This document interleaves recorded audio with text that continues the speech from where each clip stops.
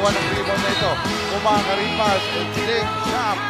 Hindi sigurado. Hindi makakadiretso si Calvin Abueva. Jake Sham forced an offensive foul. By the time guarding of Calvin Abueva. James Yap looks like he's visibly frustrated. Maybe a flop, but Calvin Abueva is very effective in doing that. Kung saan effective itong si Calvin Abueva, he really gets into your head. Nakikita natin disputed guard dito niya si Abueva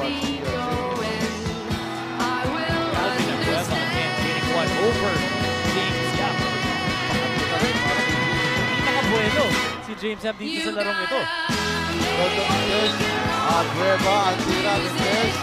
James Yap really not liking it because Abueva is really throwing Frustration para